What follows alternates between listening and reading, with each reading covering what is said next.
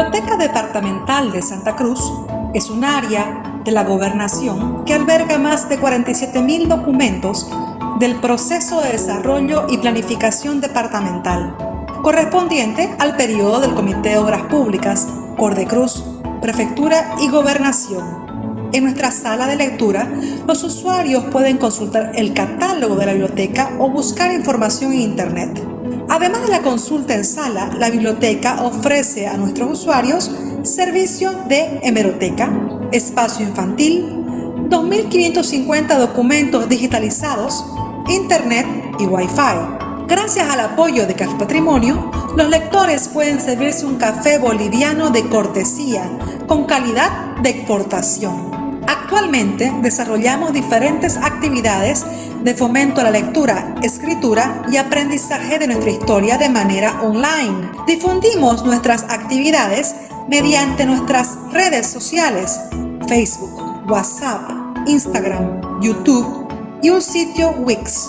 De igual manera, gracias a una alianza con Fundación Cotas, la programación semanal es también proyectada por los canales de Cotas en sus diferentes señales. En el 2020, la Biblioteca Departamental obtuvo el premio a Biblioteca del Año, logrando un lugar importante dentro de su gremio a nivel nacional.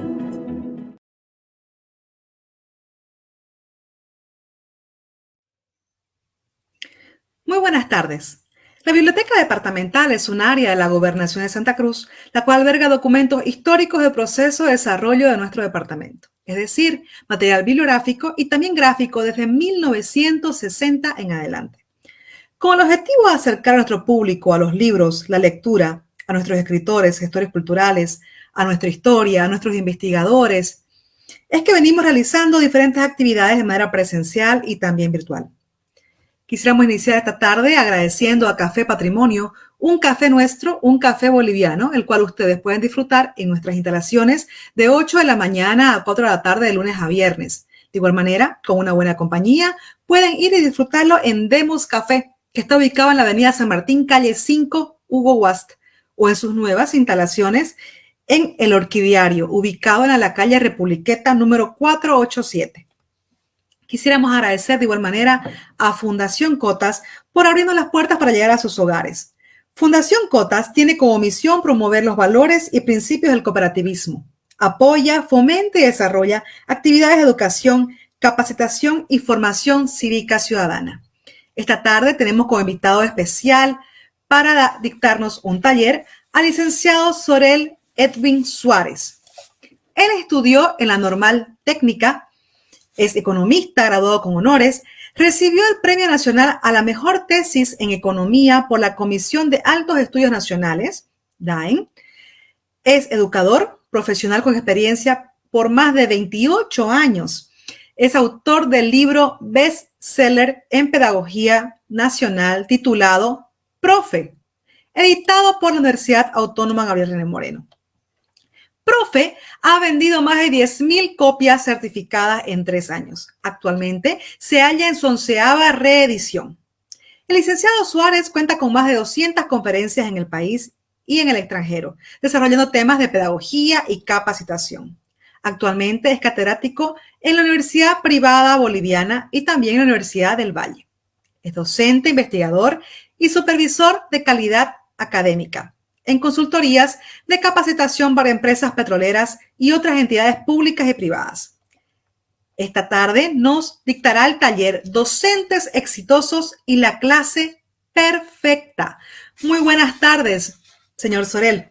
Un gusto tenerlo esta tarde con nosotros. Estimada Osana, muy buenas tardes para usted. Muchas gracias por la invitación y muchas gracias a la Biblioteca Departamental de Santa Cruz. Bueno, señor Sorel, estamos con mucha expectativa de poder escuchar todo esto que usted va a explicarnos esta tarde. Entonces lo dejamos en pantalla para que usted pueda iniciar su taller. Muchas gracias. Muy bien. Quiero empezar diciendo que estamos a 9 de marzo. Si retrocedemos 2 años, básicamente estamos a 3 días de lo que fue el cambio en el planeta. La presidenta interina de ese momento, Yanine Áñez, un 12 de marzo del año 2020, instruyó que las clases dejaran de ser presenciales y que empezaran a ser virtuales. Y un día, lunes, de pronto el mundo cambió para todos quienes vivíamos en Bolivia y todas las clases se volvieron virtuales. Yo había investigado por muchos años y había escrito un libro bestseller en pedagogía justamente para apoyar las clases presenciales. Pero de pronto se vino las clases virtuales y honestamente yo pensé que el libro ya no servía para nada. Así que estos 2 años tuve la suerte de ser supervisor académico de varias instituciones y de trabajar con otras instituciones y de ver realmente que el libro, a pesar de haber cambiado los conceptos, permanece, todavía tiene su valor. Y el día de hoy quiero compartir con ustedes qué es lo que se ha aprendido en estos 2 años de educación virtual, qué es lo que podemos recuperar ahora que en esta fecha en particular estamos volviendo a las clases presenciales. Entonces, acompáñenme, por favor, en este taller que se llama Docentes Exitosos y la clase perfecta. Básicamente, todo empieza con este libro. Profe, es un bestseller gracias al apoyo de tantísimas personas, colegios, universidades, instituciones. Actualmente estamos en la 11ª reedición. Y el día de hoy voy a compartir con ustedes cuáles son los elementos que han sobrevivido de este libro a la educación virtual. Y por supuesto, cuáles van a volver a ser vigentes ahora que regresemos a la educación presencial. Vamos a hacer algo totalmente nuevo. Voy a compartir con ustedes en la invitación que les va a llegar ahora, la invitación a formar parte de un grupo de WhatsApp. Este grupo de WhatsApp es algo que probablemente nunca antes han hecho. Es un lugar donde ustedes van a ir compartiendo sus experiencias mientras escuchan esta charla. Y vamos a enriquecernos con la experiencia de otros profesores. Vamos a enriquecernos con todo lo que ustedes tienen que decir respecto a lo cual estamos haciendo. ¿Perfecto? Entonces, envío y comparto la invitación junto a la invitación que ustedes, por la cual han accedido a esta charla. Voy a pedirle a Osana, por favor, que me mantenga al tanto de la hora. He tratado de condensar toda la información en 1 hora, pero este es un taller que normalmente yo lo dicto en universidades o en colegios por 10 horas. Por supuesto, si ustedes quieren un taller dirigido a su organización, con mucha más detalle, estoy a su servicio. Todos mis datos también están a disposición suya. Empecemos. Normalmente cuando yo empiezo una clase, empiezo con un activador del estudiante. Antiguamente esto se llamaba rompehielos, pero rompehielos tiene muy mala reputación, así que había que cambiarle el nombre. Este es un activador del estudiante. Por lo tanto, si es que ya se han unido a este grupo de WhatsApp, les pido que por favor hagan su primera tarea. Graben un mensaje de voz al WhatsApp contestando estas 3 preguntas. Hola, ¿cuál es su nombre? ¿Y qué le gustaría aprender hoy en el taller Docentes Exitosos y la clase perfecta? Tomen un minuto, contesten estas 3 preguntas y continuamos. Muy bien. Para mí, esta fotografía es muy importante porque cuando nosotros empezamos a estudiar en el ámbito virtual, tuve que buscar una foto que reflejara justamente cuál era el sentir de los jóvenes. Nadie podía darse la mano, todos con barbijo. Cuando empezó el tema virtual, todos se daban el codo. Sin embargo, con todo orgullo y toda felicidad, puedo decirles que podemos volver a una fotografía como la que ven en pantalla. Queramos que a pesar de todo el sufrimiento y todo lo que hemos vivido, los bolivianos y todo el mundo, podamos volver a esto que nosotros conocíamos como la normalidad. Muy bien. ¿Qué es un activador del estudiante? Básicamente, Para mí es muy importante el activador del estudiante. Les recuerdo que yo he sido supervisor académico de varias instituciones escolares y también universitarias.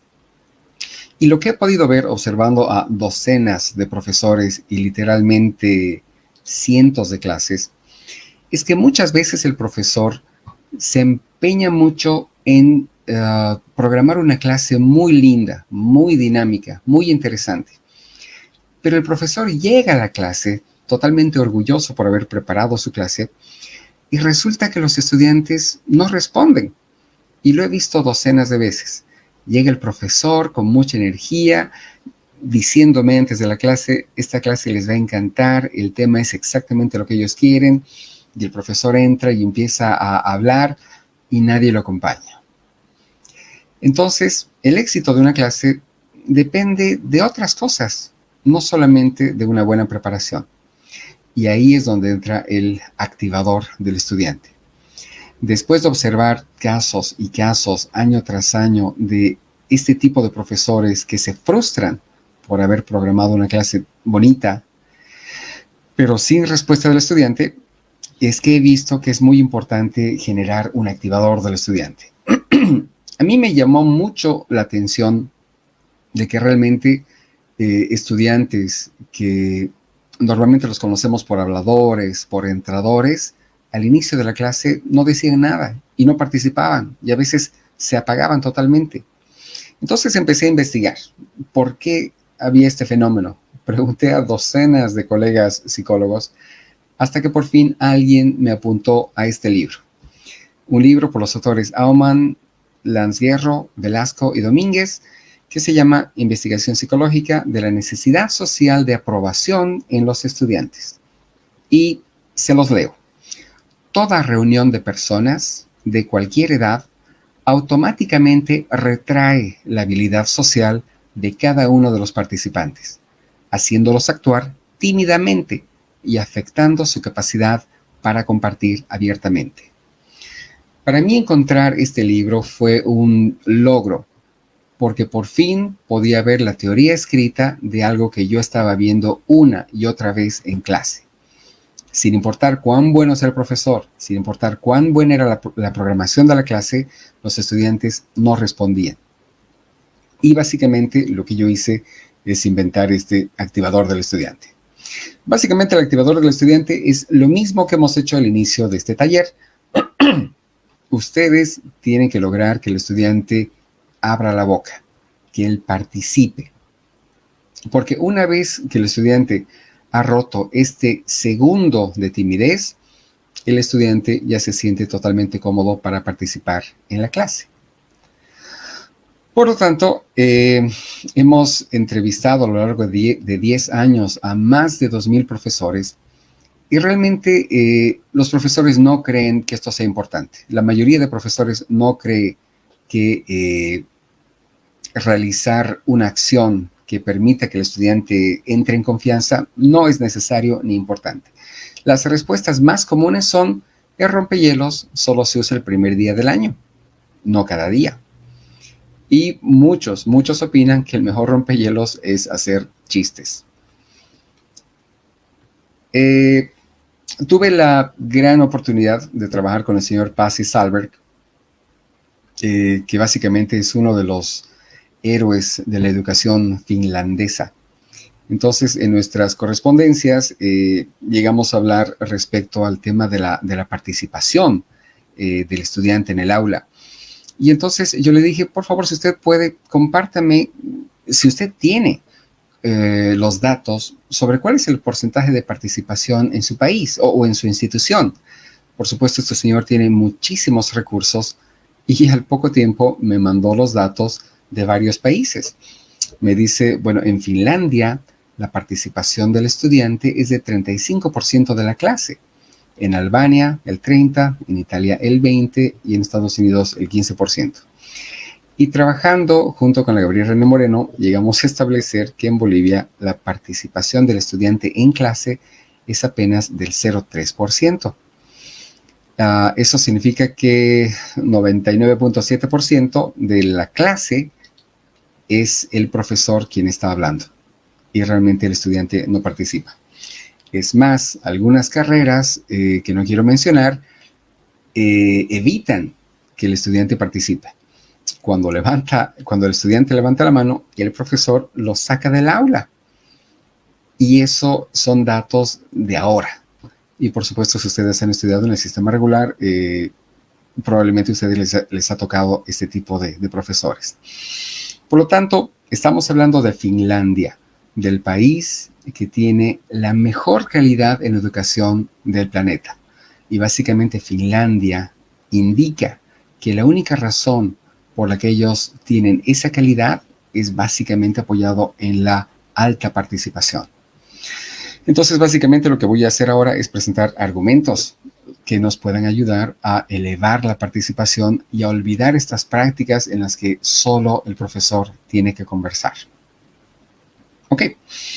Entre los resultados que hemos visto una y otra vez de varios profesores, de varias instituciones, de colegios, universidades, instituciones de capacitación, podemos ver que cuando usamos un activador del estudiante, cuando les pedimos que se paren, que se saluden, podemos ver que ellos se relajan, que se sienten confiados en expresar sus ideas, que por supuesto sube el porcentaje y la calidad de la participación, y lo más importante, que participan de forma natural.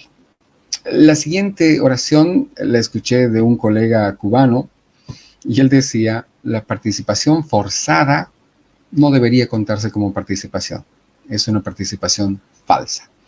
Entonces, cuando yo le pregunto a un estudiante que conteste, en realidad esa es una participación forzada. Entonces, es muy interesante ver o tratar de medir realmente cuánto participa mi estudiante de forma natural en el aula.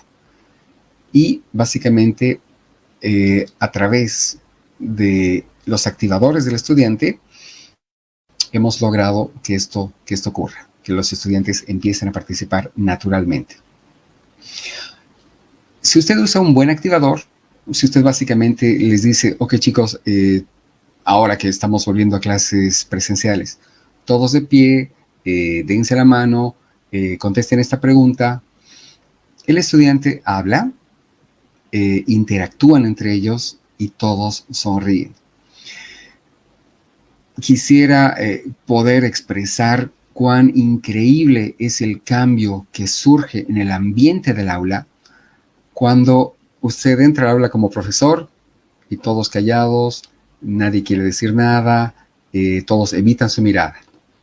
Usted hace un activador del estudiante por 5 minutos y es otro planeta. Todos están sonriendo, todos alegres de contestar, todos levantando la mano. Entonces, yo como docente investigador y además supervisor de calidad académica, lo recomiendo muchísimo. Entonces, vamos a hacer uso de nuestra herramienta, de nuestro grupo de WhatsApp virtual, y voy a hacerles una pregunta. Si usted es docente, como docente, ¿usted estaría de acuerdo en sacrificar 5 minutos diarios del inicio de su clase para aplicar un activador del estudiante? ¿O usted cree que es una pérdida de tiempo? Voy a darles 1 minuto, por favor, para que contesten y graben su pregunta en este grupo de WhatsApp.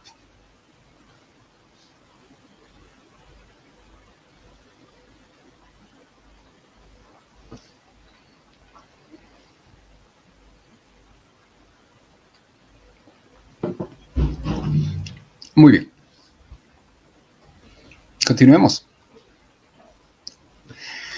Me gustaría ahora analizar cuál es, en definitiva, la diferencia entre las clases virtuales y las clases presenciales.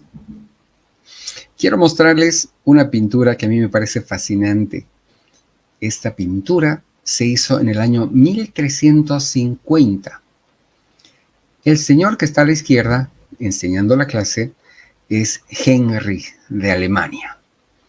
Y él viajó durante un mes desde Alemania hasta Italia para dar un curso a los profesores de esa época. Y el nombre del curso se llamaba Liber Ethicorum. Era un curso sobre ética. Quiero que por favor presten atención a los estudiantes de la primera fila. Tienen algunos que están siguiendo la lectura en el libro, tienen uno que está mirando al profesor, tienen uno que no trajo libro y está leyendo el libro del compañero. Ahora vamos a la segunda fila. Están siguiendo el libro y hay uno que ya ni siquiera mira el libro, está mirando al compañero. Vamos a la tercera fila. Hay uno que está escribiendo una carta, hay otros que están charlando, hay uno que está durmiendo. Y en la cuarta fila, básicamente, zafarrancho total. Todos están haciendo cualquier otra cosa menos prestar atención a la clase. Como supervisor académico, me ha tocado visitar cientos de clases. Y mientras el profesor se esfuerza adelante, esto que ustedes ven del año 1350 es exactamente lo que se ven en las clases presenciales. Sin embargo, es exactamente lo que hacemos también en las clases virtuales. Nos esforzamos porque el estudiante encienda la cámara. Nos enojamos, los castigamos, pero finalmente, cuando encienden las cámaras, ¿qué es lo que vemos? El estudiante está escuchando música, está escribiendo algo a toda velocidad, algo que no tiene nada que ver con la clase. Entonces, para mí, honestamente, yo creo que las clases virtuales no son muy distintas de las presenciales mientras no cambie nuestro concepto de clase. Si nosotros seguimos esperando que el estudiante esté sentado, callado, mirando al frente y tomando notas, podría ser virtual o presencial, realmente no cambia nada. Y este es exactamente el resultado que vamos a conseguir. Tenemos que cambiar la dinámica de la clase si queremos otro tipo de estudiantes. Entonces, una vez más, esta es una pregunta para ustedes. Por favor, sírvanse grabar un nuevo mensaje de voz a nuestro grupo de WhatsApp. ¿Usted cree que podrían ser mejores las clases virtuales? ¿Mejor que las presenciales? ¿Cuál es la diferencia? Tomen, por favor, un minuto para darnos su respuesta.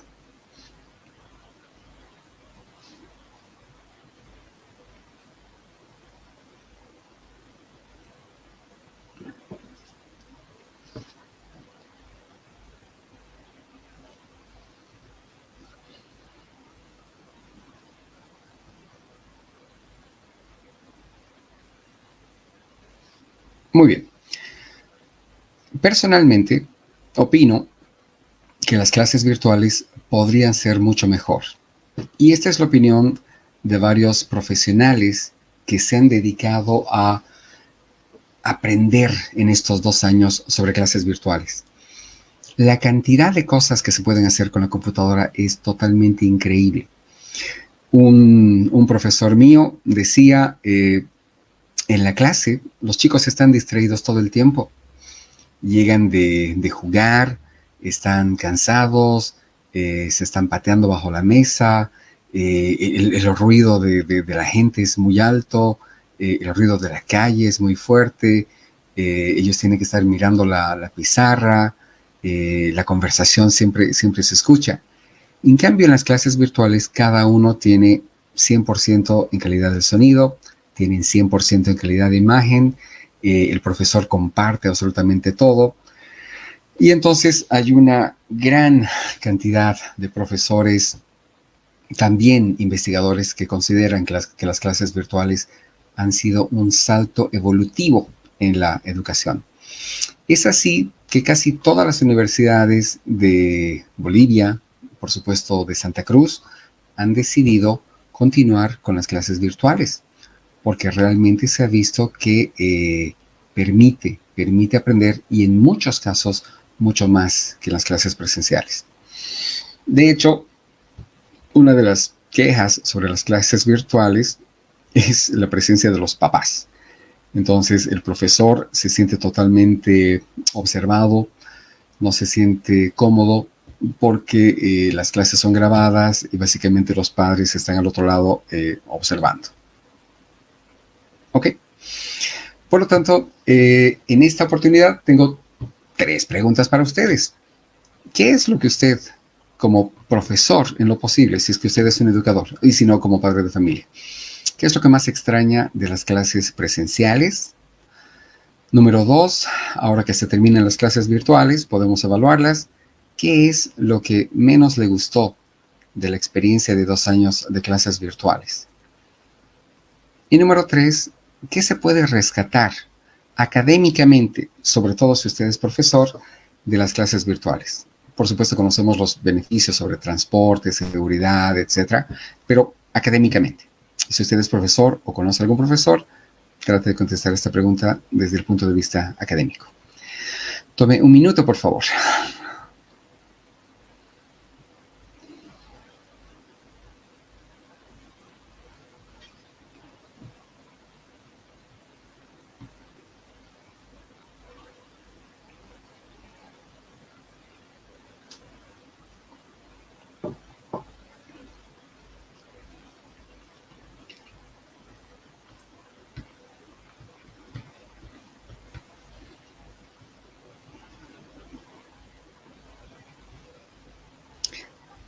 Al final del taller, ustedes también pueden continuar enviando sus respuestas.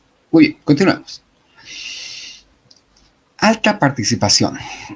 ¿Cómo consigo alta participación en mi aula? Para mí es un orgullo decir que en Bolivia, en Santa Cruz, tenemos universidades trabajando bajo la educación basada en competencias. Y como docente que se dedica a esto por 28 años, he visto un abanico de métodos de educación, pero nunca había visto una verdadera evolución en la educación hasta la educación basada en competencias. ¿Qué es la educación basada en competencias? Se las voy a explicar con un ejemplo. Supongamos que tenemos que enseñar Excel. ¿Ok? Tengo un grupo de estudiantes y tengo que enseñarles Excel. En el método tradicional, ¿qué es lo que pasaba? Teníamos estos libros de Excel con todas las fotos de las plantillas de Excel con flechas rojas apuntando a los botones. Y básicamente, los estudiantes se reportan es que cuando llegaban al trabajo, cuando conseguían un trabajo, todo lo que habían aprendido, pues no les funcionaba. Entonces ellos tenían que volver a aprender de cero. En cambio, en el método basado en competencias, el estudiante decide qué es lo que quiere aprender. ¿Ok? Por ejemplo, el estudiante dice al final de este módulo, yo quiero saber hacer tablas dinámicas. Entonces, el estudiante empieza a averiguar específicamente cómo hacer tablas dinámicas para un fin en particular. Y al final del módulo, el estudiante tiene que demostrar lo aprendido.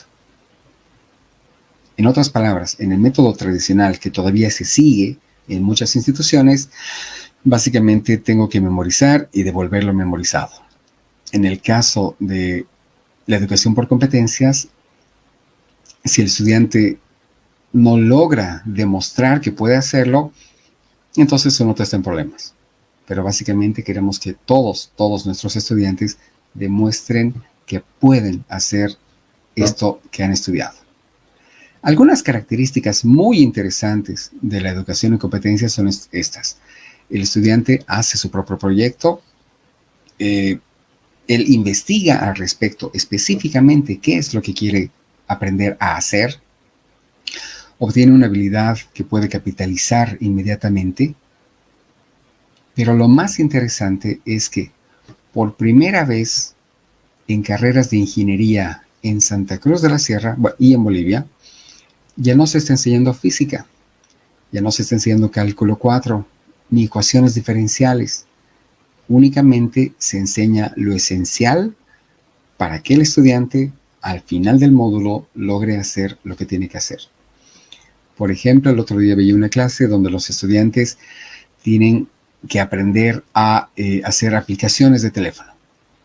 En el método tradicional tendrían que haber terminado todos los cálculos para recién en el tercer año empezar a ver otros conceptos.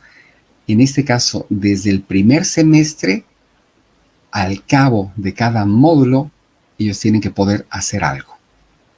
Y obviamente para hacer algo hay muchas materias que no las aprenden, que no las estudian, porque no son necesarias para esa habilidad.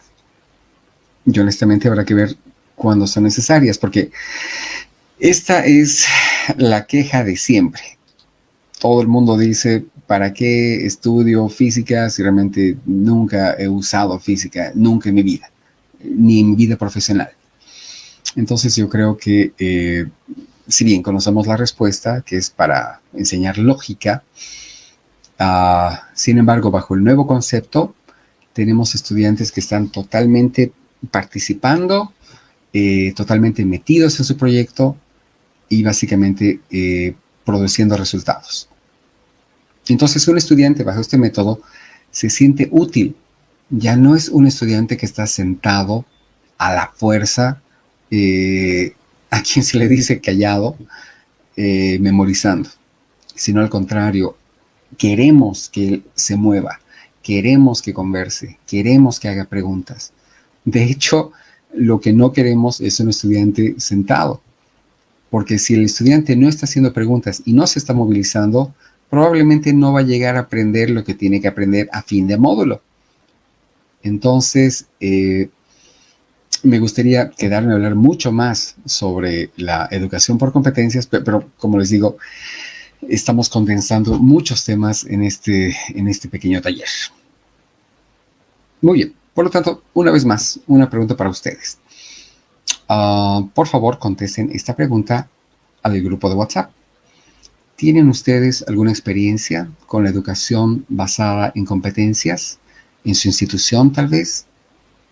¿Usted cree que le funcionaría? ¿Le gustaría probar? ¿Puede darnos un ejemplo de esto?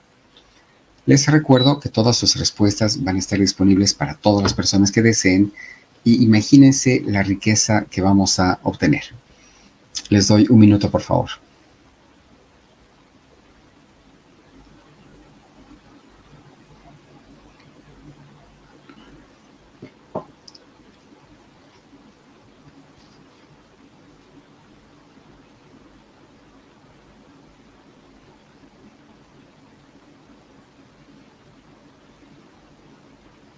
Muy bien.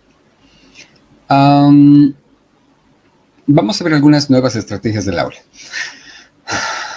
Durante 10 años yo investigué qué estrategias podíamos inventar para que los chicos deseen participar, más allá de la evaluación por competencias.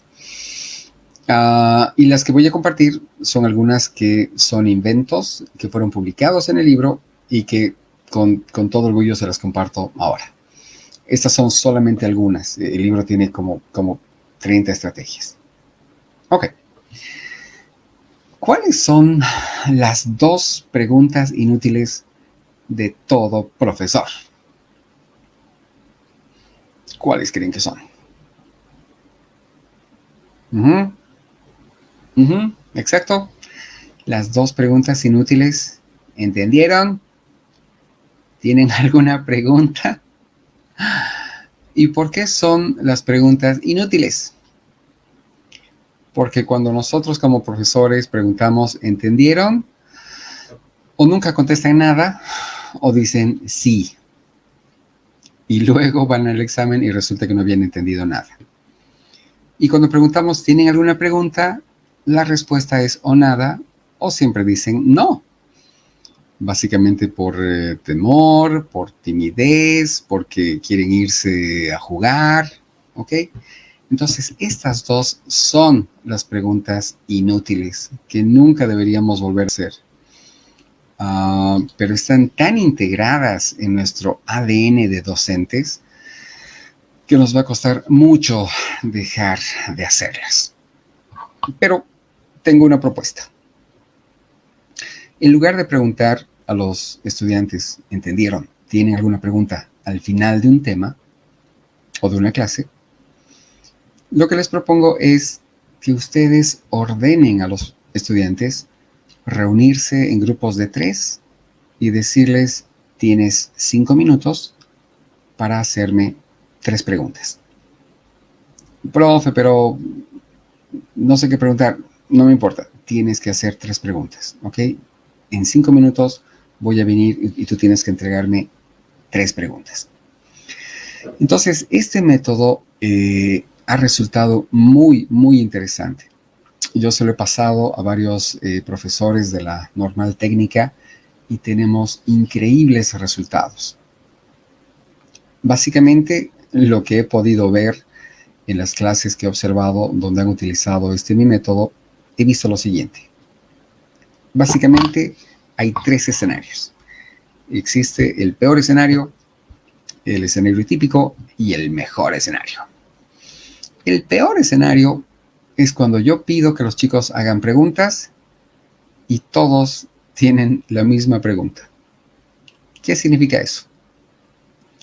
Si todos mis estudiantes tienen la misma pregunta, significa que soy yo el que no ha explicado bien. Pero no habría forma de que yo sepa esto a no ser que haga esta actividad que les estoy proponiendo. Es la única forma en la que yo me entere si el estudiante realmente ha entendido. Y mágicamente, en un segundo, puedo saber si es que los estudiantes han entendido.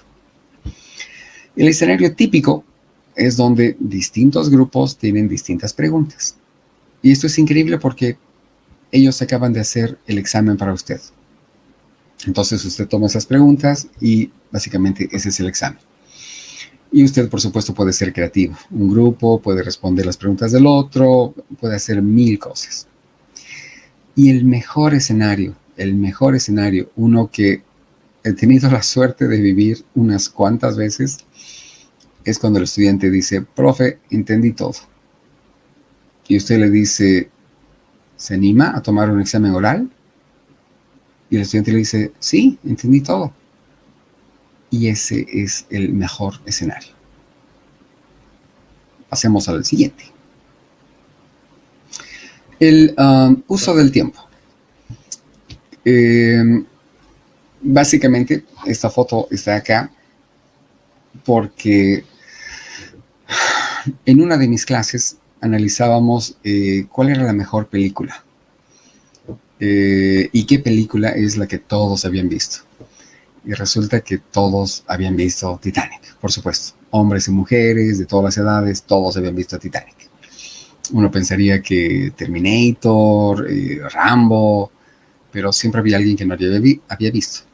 Pero si usted pregunta en una sala si hay alguien que no ha visto Titanic, es muy raro. Yo apostaría que todos han visto Titanic. Y analizando la película, yo hice la pregunta, ¿y qué es lo más interesante de la película? Y las chicas decían, el romance. Los chicos decían, el hundimiento, la muerte. Pero un chico decía, lo más interesante de la película es el uso del tiempo. Y él quería decir que realmente toda la película es correr contra el reloj.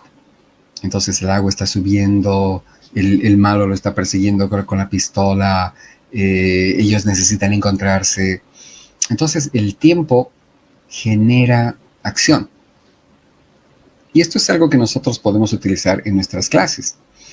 Si usted le dice a su estudiante, usted tiene 5 minutos para generar 3 preguntas, el estudiante lo va a hacer.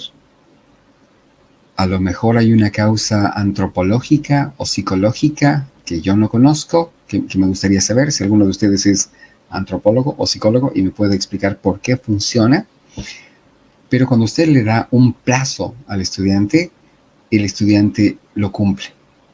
Y se activa y empiezan a correr y corren a sus escritorios y empiezan a trabajar, pero como si fuera el último trabajo de la vida. Y yo personalmente he visto en mis profesores a quienes les he entrenado en esta estrategia, Y algunos lo utilizaban demasiado. Y yo incluso llegué a decirle a algún profesor, no lo uses tanto, porque cuando ellos se den cuenta que realmente es una estrategia, a lo mejor ya no funciona. Pero resulta que no. Resulta que funciona todo el tiempo. Si ustedes quieren que un estudiante haga algo, póngale tiempo. Y los estudiantes van a correr a hacerlo. Y me sorprende, pero hay profesores que lo hacen 7 veces en la misma clase y les funciona todo el tiempo. Entonces, el uso del tiempo es una herramienta muy eficiente para el profesor. Otra herramienta que funciona muchísimo y que yo la uso en colegio, en universidad, en educación de adultos, es el aprendizaje cooperativo. Yo termino de explicar algo y les digo, ok, ahora siéntense en parejas y explíquense uno al otro exactamente lo que yo acabo de decirles. Y lo que he podido ver y lo que hemos podido ver en cientos de clases es que recién el estudiante dice, y es que uno lo escucha, ¿no? Un estudiante le dice a otro, oye, ¿qué era esto? La típica. Entonces, cuando uno va pasando cerca a los estudiantes, o incluso porque dejan sus micrófonos encendidos, uno se da cuenta ahí que los estudiantes o no estaban prestando atención, o no lo entendieron, o perdieron absolutamente el hilo. Pero gracias a esta actividad, un estudiante puede aprender más enseñando, y un estudiante que no prestó atención se entera, al menos, de qué era la clase. Yo creo que uno de los principales problemas es que el profesor siempre asume que lo está haciendo bien, asume que le están prestando atención, y realmente perdemos mucho. Esta es una estrategia, por lo tanto, para hacer que el estudiante realmente nos demuestre que nos ha prestado atención. No voy a profundizar más porque ya nos estamos pasando el tiempo. Ok, aprende mejor dibujando. Esta de acá es un gráfico que hicimos en Zoom con un grupo de educación de adultos para demostrar el poder de esto. Veíamos una clase de inglés sobre las preposiciones de lugar. Y estos dibujos que ustedes ven son hechos por personas de 40, 50 años. Y lo interesante es que en el momento del examen, muchas personas decían, ¿sabe, profe? No necesité estudiar, o sea, no estudié porque no tenía tiempo, pero recordé el dibujo que hicimos y gracias al dibujo he podido dar perfectamente mi examen y me saqué 100. Entonces, una forma de fijar el conocimiento en los estudiantes definitivamente es el dibujo. Voy a empezar a correr porque estamos tomando mucho tiempo. Quiero finalmente hablar un poco de la evaluación. La evaluación tiene que ser diagnóstica, formativa y sumativa. Sobre todo en la educación profesional, tenemos muchos docentes que no son formados en la docencia y que, por supuesto, son grandes profesionales y conocen mucho del área, pero realmente no entienden la importancia de las 3 etapas de la evaluación. Y les voy a comentar cuán importante es. Con una historia. A mí me encanta el arroz con queso. Entonces, cierto día viene mi cuñado y me deja encargados a sus 2 hijos, a mis sobrinos, de 11 y 9 años. Entonces, les digo, ok, ¿qué quieren comer? Y me dice, tío, nosotros sabemos cocinar, arroz con queso. ¿Ah, sí? Sí, nos sale muy sabroso. Y yo cometí el error de no verificar. Nunca les pregunté cómo lo hacían, qué le ponían, nada. Dije, ok, perfecto. Vayan. Entonces yo me fui a la parrilla, empecé a hacer la carne y cada tanto miraba la cocina para ver si no salía fuego ni nada. Y como los escuchaba charlar, no me molesté en acercarme a la cocina. Después de unos 20 minutos, finalmente nos reunimos y los chicos traen algo como esto. estaba crudo por arriba, quemado por abajo, no tenía sal y tenía 2 cuadrados de queso encima. Y yo tenía mucha hambre. Entonces, estaba a punto de reñirlos, de tratarlos, cuando recordé que yo era docente. Y que, por supuesto, no seguí las reglas de la evaluación. No hice el diagnóstico. No les pregunté cómo se hacía el arroz con queso. Si le ponían sal. No pregunté. Acepté su palabra cuando me dijeron que sí sabían cocinar. Y es exactamente lo que nosotros hacemos cada vez que llegan nuestros estudiantes y nosotros les decimos, como están en este nivel, supongo que ustedes ya saben tal cosa. ¿Lo saben? Y los chicos, por supuesto, van a decir, sí, lo sabemos. Pero realmente muy pocos docentes hacen un diagnóstico para saber cuáles son las lagunas que tenemos que rellenar antes de caminar. A mis sobrinos nunca los fui a visitar, así que nunca pude corregirlos. Básicamente, es lo que pasa con muchos docentes que yo evalúo. Tienen muy pobre idea de evaluación formativa, entonces realmente no saben realmente quién sabe y quién no. Tienen una idea numérica, pero a veces por la calidad de la evaluación que han tomado, realmente no les permite ver cuán a fondo conoce el estudiante la materia. Y básicamente, yo diría que la mayor parte de los profesores se enfocan en la evaluación sumativa, básicamente al final. Y básicamente es lo que yo hice. Entonces, cuando uno tiene el resultado, ya es demasiado tarde. Yo me quedé sin arroz con queso, pero el chico se puede quedar sin año. Porque solamente estamos viendo el resultado y no hemos seguido los pasos. Esta historia es mucho más dramática porque en una de las petroleras donde apoyo, recuerdo que había una chica, una ingeniera, encantada.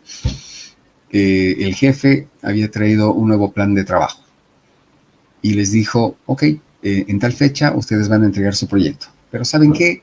Yo no me voy a meter, ustedes háganlo como quieran, porque yo sé que son grandes profesionales. Y el equipo de trabajo, todos felices, o sea, wow, nuestro ingeniero, nuestro gerente confía en nosotros. Entonces cada uno empezó a hacer lo que quería. Todos con mucho ánimo, todos con mucho trabajo, todos con mucho esfuerzo, pero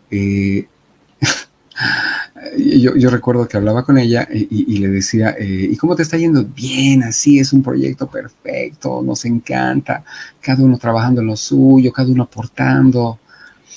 Y le decía, y su jefe no los revisa. No, nos da autonomía total, este es el futuro de la empresa. ¿Okay? Y llegó el día de la entrega de proyectos. Por supuesto, ninguna parte del proyecto se integraba. Y por supuesto, los pasos que habían seguido no estaban de acuerdo con lo que quería el jefe.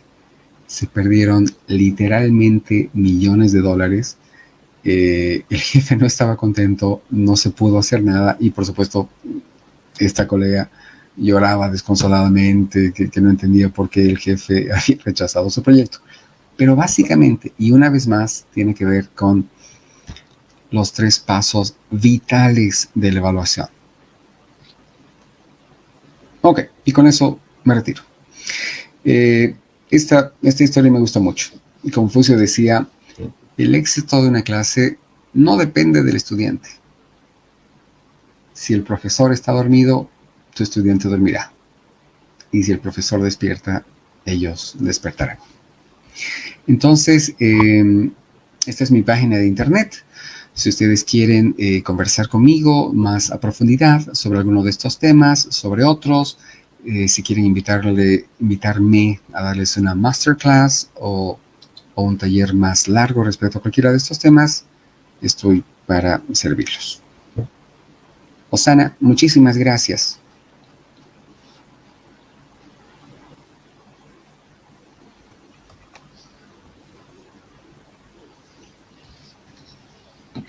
Qué interesante tema, señor Sorel, que nos ha planteado realmente, bueno, los temas, porque no es uno, han sido varios puntos que usted ha tocado durante su taller. La verdad que creo que los profesores que han estado en casa escuchándolo van a aprovechar muchísimo. Y también nosotros como padres, ¿no? Porque a veces también cometemos el error de cuando encontramos a nuestro hijo, al recogerlo del colegio, le preguntamos, ¿y cómo te fue? Y la pregunta, ¿cuál es? Bien. Y nos conformamos con eso como papás. Y cuando acordamos, ya nuestro hijo está retrasado, con malas calificaciones, o como decía usted, como el arroz quemado, a punta de perder el año. Entonces, creo yo que la verdad los tips que ha dado son muy importantes para maestros y también para nosotros los papás que estamos en casa y que somos parte de la educación de nuestros hijos. Bueno, es producto de muchos años de observación a profesores de Santa Cruz, de trabajo en las aulas, de desarrollo académico. Lo que quiero que se note es que existen muy buenos profesores en Santa Cruz. Hay muchas personas realmente muy dedicadas en hacer que este sea un gran país. Entonces, no perdamos la fe. Realmente a mí me sorprende ver la calidad de muchos profesores y yo creo que se va a notar muy pronto. Claro que sí, 28 años de experiencia que usted tiene no es poco, es toda una vida prácticamente, ¿no? Entonces, la verdad que gracias por compartir este conocimiento que usted tiene, esta experiencia. Yo siempre digo que la experiencia nos hace tan ricos a los seres humanos, nos permite, no sé, conocer tantas cosas que de repente a veces no logramos encontrar en el momento de estudio en la universidad, pero con la experiencia que vamos adquiriendo, la verdad que crecemos muchísimo.